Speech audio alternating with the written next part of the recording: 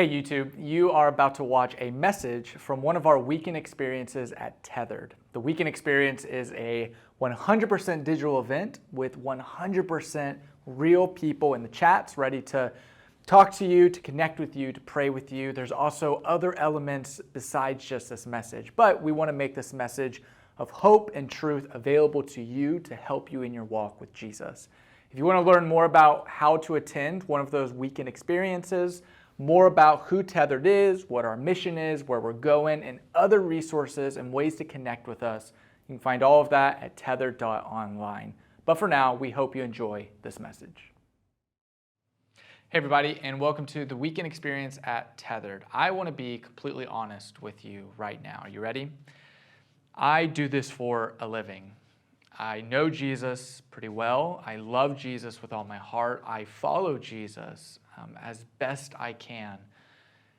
However, I still battle with overwhelming feelings of anxiety. Sometimes my workload is so packed that I will wake up in the middle of the night. My mind is just like locked. Like I can't think of anything else. I can't go to sleep. I get antsy. My body starts to tingle. Sometimes I can lose shortness of breath. I feel panicked. Today, we want to talk about anxiety and dealing with anxiety and being a follower of Jesus and what it looks like that Jesus had anxiety and how he dealt with it to better understand how we can deal with ours. You still have time to invite somebody to join us for this weekend experience. We're live now, and so now's a chance. Check out the chat. There's a button there. You click it. You can send a text, post it on Facebook, whatever. But as you do that and as you invite people into this weekend experience, I want to hear from two people, Tracy and Mackenzie, two people that have been bold enough and vulnerable enough with me and with you to tell you about their experience with anxiety and having anxiety attacks and panic attacks and what it physically and emotionally feels like for them in a hope that you will be able to relate. Let's listen to them. What does it feel like when you have a panic attack? For me, I feel a burning in my chest. I feel overwhelmed, almost paralyzed. I feel like the whole world's closing in on me. I think the Psalms, one of the reasons I love it so much is because I find language that sounds very familiar to how I feel, especially the idea of like being in water that's rising and about to go over your head. You feel like you're about to drown. It's just a sense of hopelessness, like it's not going to be okay. Even if in your mind you can say it's going to be okay. There's just something that overwhelms you to a point of you just stop and you can't move forward. So for me, that's what it feels like when I have a panic attack. What does it feel like when I have an anxiety attack? I guess it depends on what it's about. It could be something kind of small, like where am I going to park when I go to the doctor's office, or it could be something very major. So that kind of has an effect on it. But for smaller things, I'm just in my head trying to process where I'm going to park. But for bigger things, I get tightness in my chest. I can shake sometimes and then have a hard time breathing. And so it's like I can't catch my breath. And sometimes it can get so bad that I lose like direction and where I am. So sometimes I just have to sit down, and it can take up to an hour to kind of get myself back into a right frame of mind to be able to function. So that's what it's like when I deal with my anxiety. Hopefully you were able to relate to one of theirs, and you likely have your own experience with anxiety and panic attacks. Never before have we seen such a trajectory of people who are struggling with anxiousness. I mean, 2020 really just kind of catapulted us into a new level, and it certainly was the longest year that any of us ever experienced. I mean, it was 20 years wrapped into 1 year of 2020. And I believe it's going to be an adjective one day. It's going to be like, whoa, man, you're going all 2020 on me. Like, calm down. Like, that's how memorable and extreme it was. I mean, we started with mysterious virus, wildfires began hitting part of the country. The world shut down, and we were told that we had to be isolated from even our family. This disrupted our routines, it disrupted our work, it disrupted our families. It had massive economic fears, and those fears still linger today.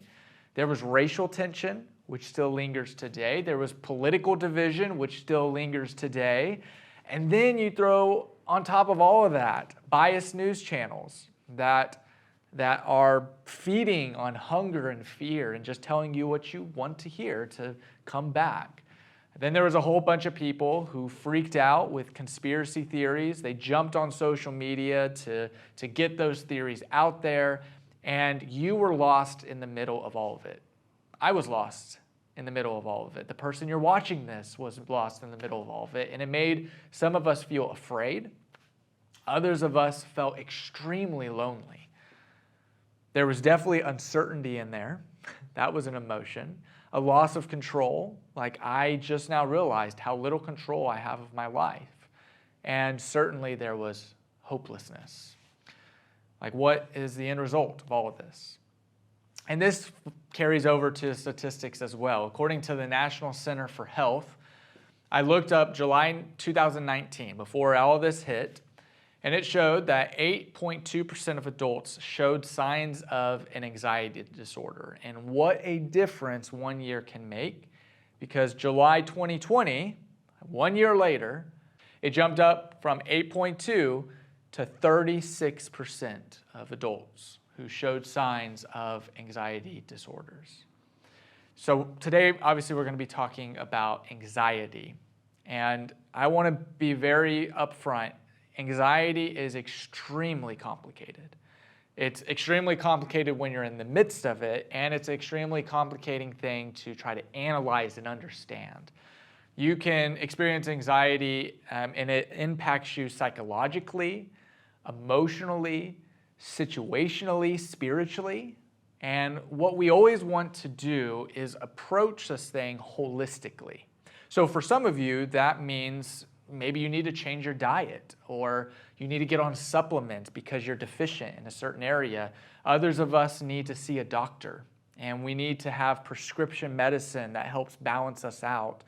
Others of us need counseling, and we need to talk to somebody about what we're feeling in our past or whatever it is. And some of us need all of these things. I'm not qualified to look at any of those areas of anxiety. I'm qualified to look at it from a spiritual perspective. And that's what we're going to do today. We're going to look at this just one side, one face of the diamond, one piece of art in the giant collection here, look at it from a spiritual perspective. So let's start off with finding an equal footing and equal ground here in the chat. You're watching this either live with us for a weekend experience, or you're watching us on YouTube later, and you can still put stuff in the comments. What is one thing that's made you most anxious this year? What's one thing that has made you the most anxious this year? Let's take a couple moments and write that out.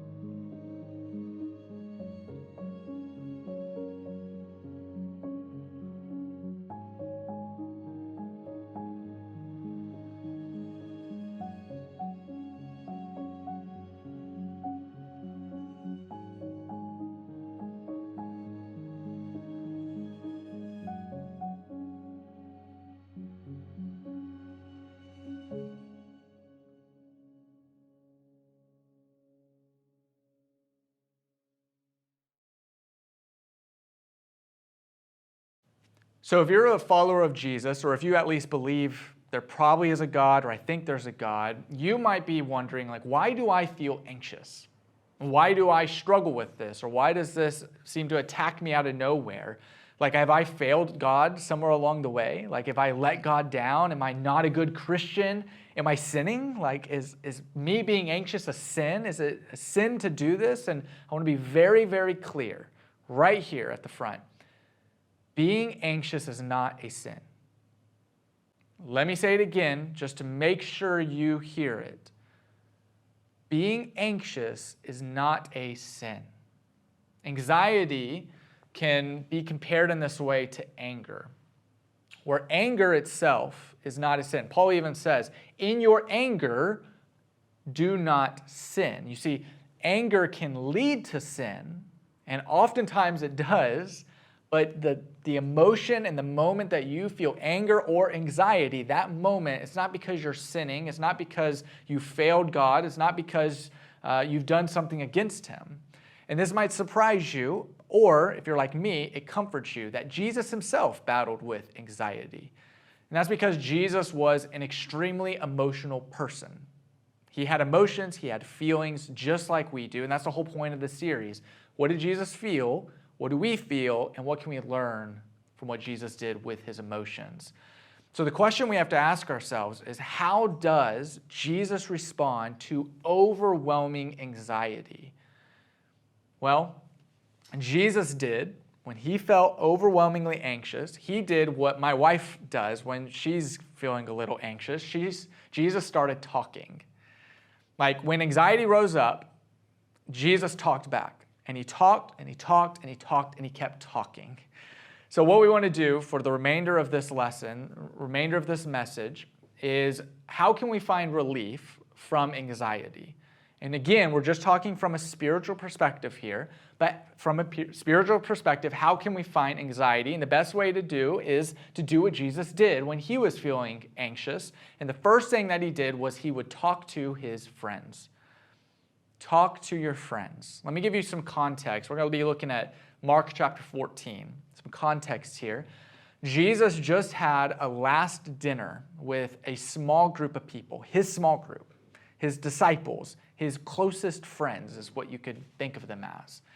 And one of His close friends, his name was Judas, he slips out from the party because he's going to betray Jesus. It's very likely Jesus knew exactly what Judas was going to do, very likely causing some of the anxiety that would eventually overwhelm Jesus here in a few moments.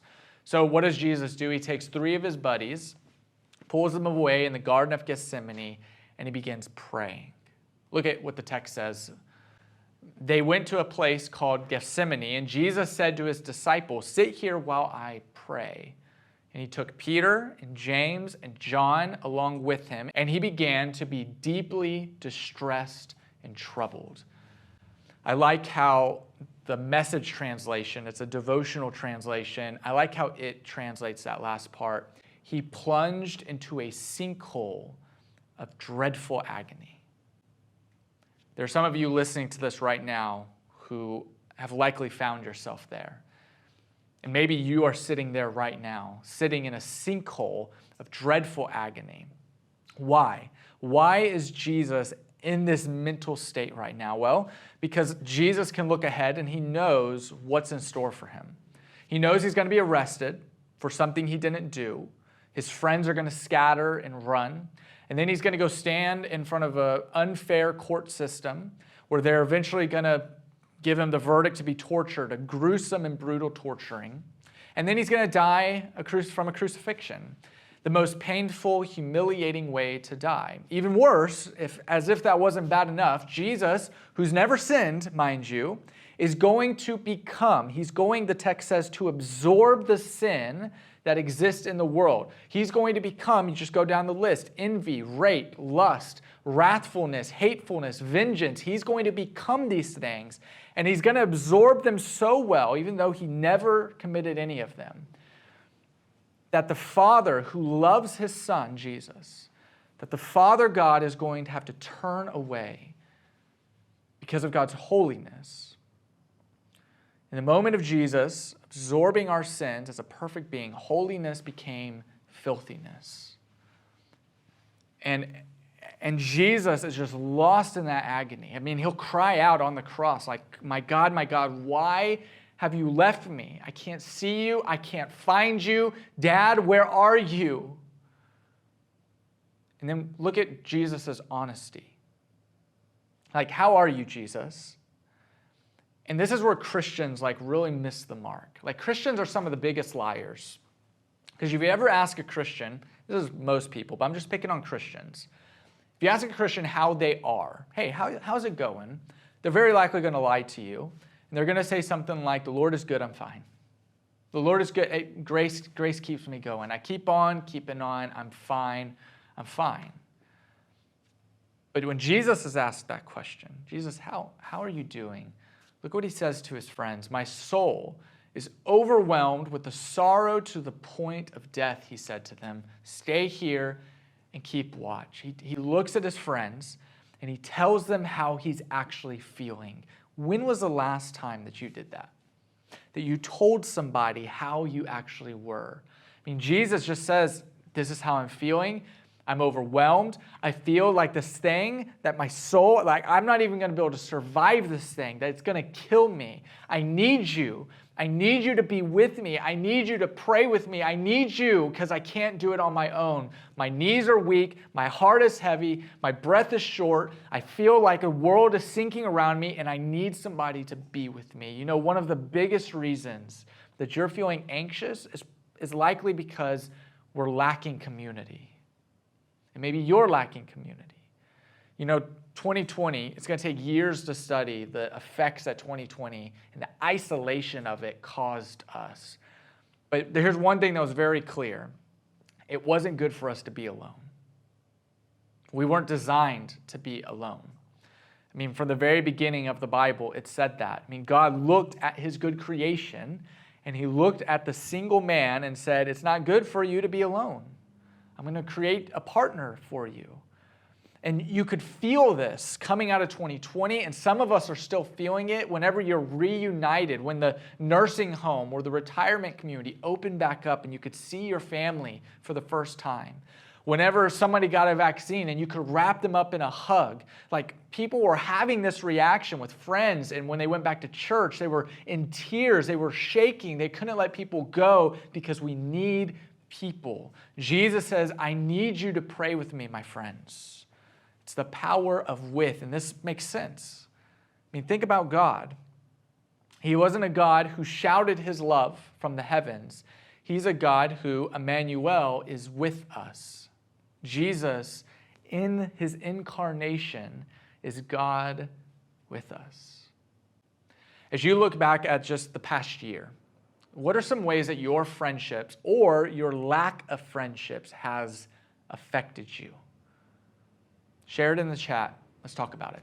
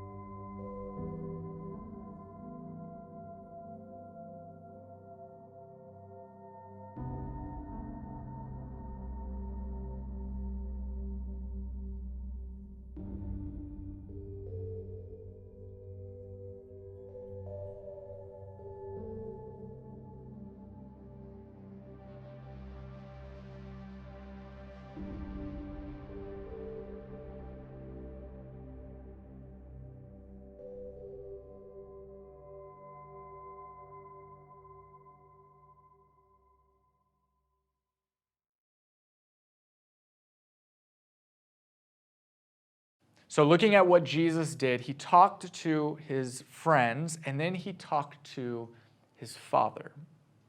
Think about it this way. When the little red light next to your speedometer goes off, it's bright and shining at you. We just had this happen to Darian's car.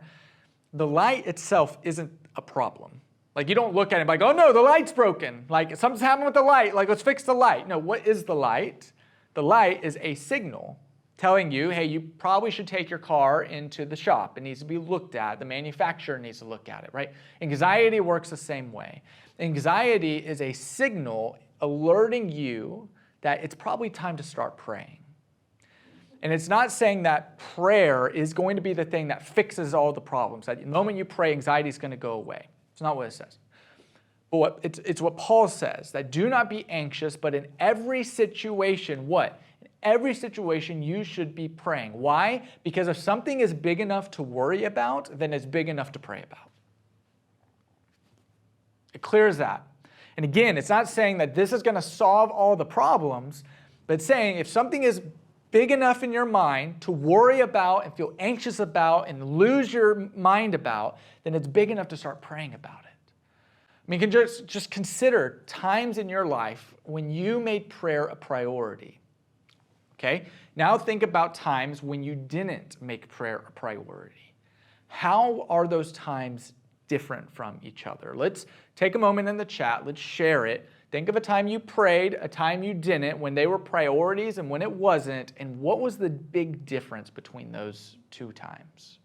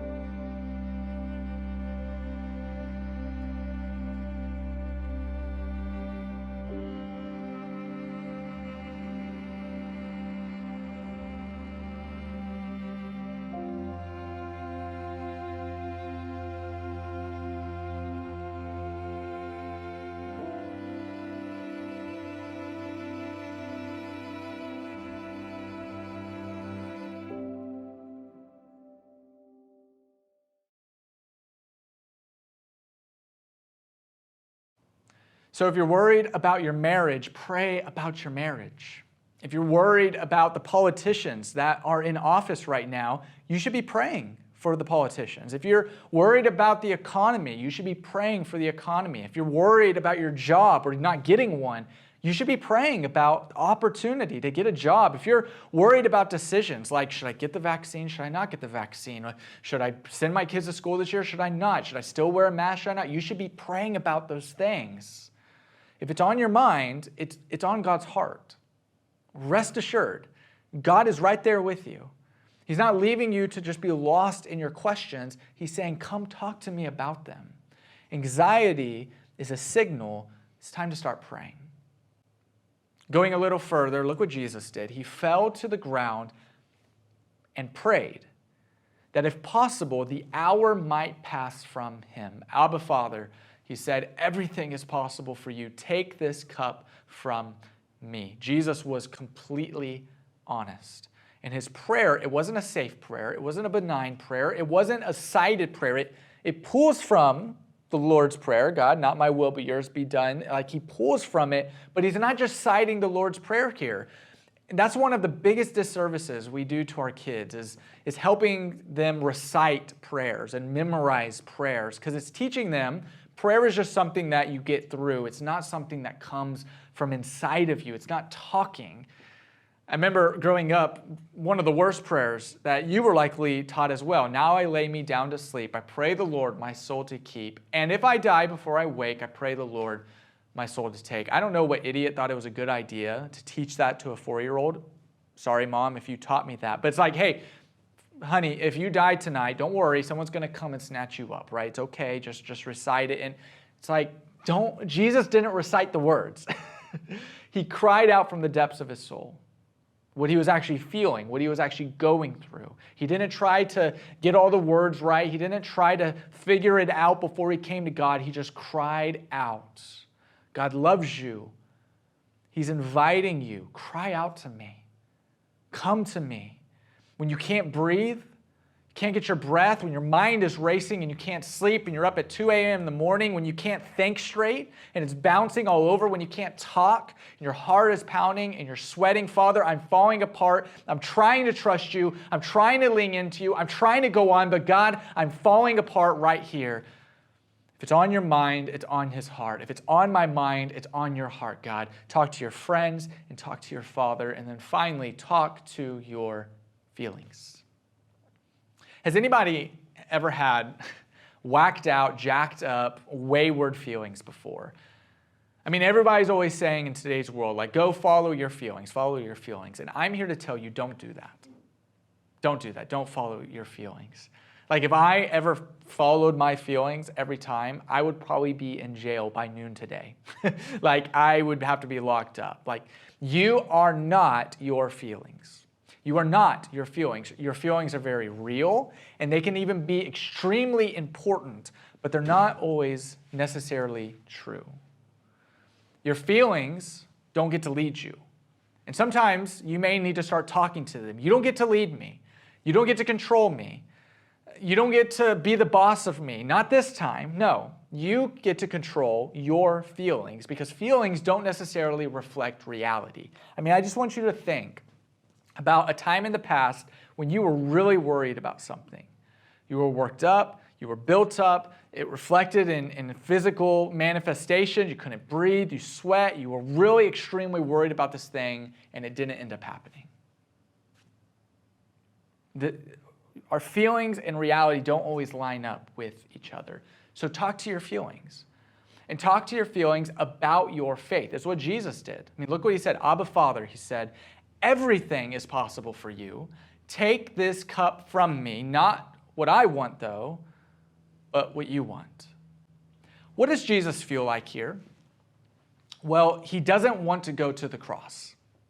He doesn't like that idea. God, if there's any other way, I would happily take that option. I don't want the end of today to end with me being tortured and killed. That'd be nice. So can we just not do that? But then he concluded the prayer saying, but not as I will, but as you will. Like, talk to your feelings honestly. Speak truth to your feelings. And over time, what you're going to find is that slowly you can align your feelings with your faith. Here's what I mean.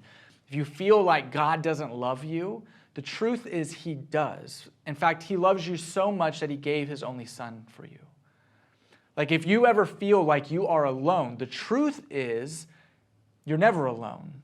That God says, I'm not in the heavens just, raining down stuff on you every once in a while. I am Emmanuel. I'm walking with you, and I see you. If you're worried about your money, the truth is God supplies everything you need. It doesn't only line up with what you want, but it's what you need. If you feel victimized, the truth is you can overcome by the power of God.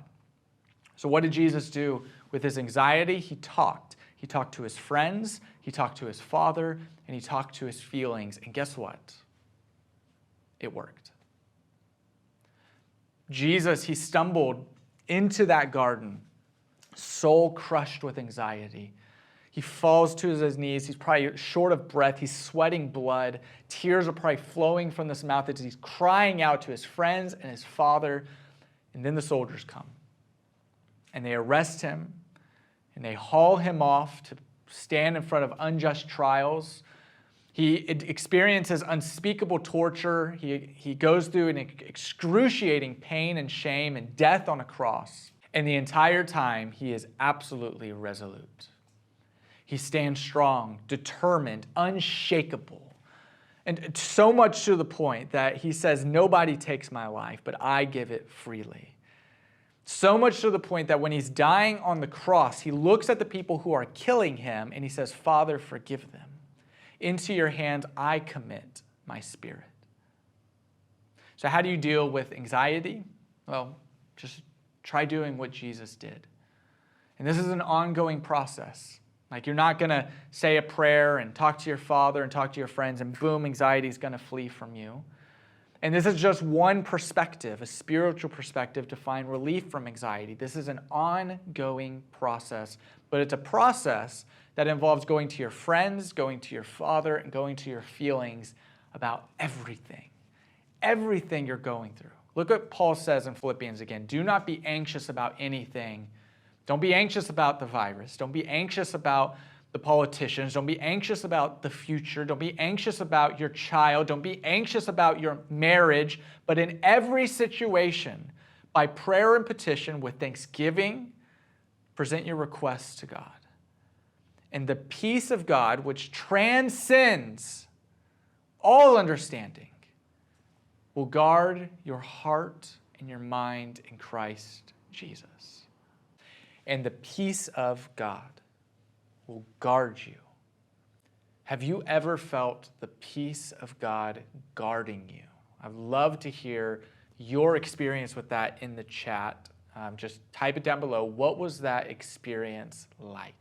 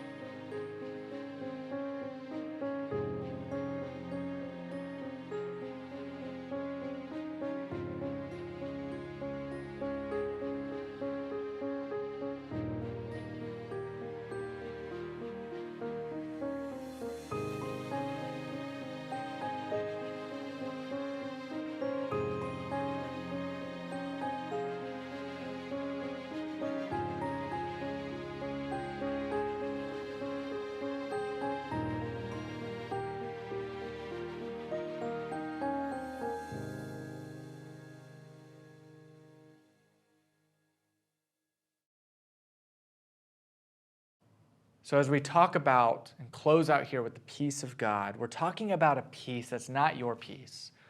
We're not talking about a peace that you can conjure in yourself, that you can just try harder and find, that you can go out into the world. It's not a piece of the world that you can find out in the world somewhere that it can offer you. The world can't give you this peace. The world can't take this peace away from you either. We're talking about a peace that's of and from God, a peace that no storm will pull you under from. Like, there's no obstacle God can't help you overcome.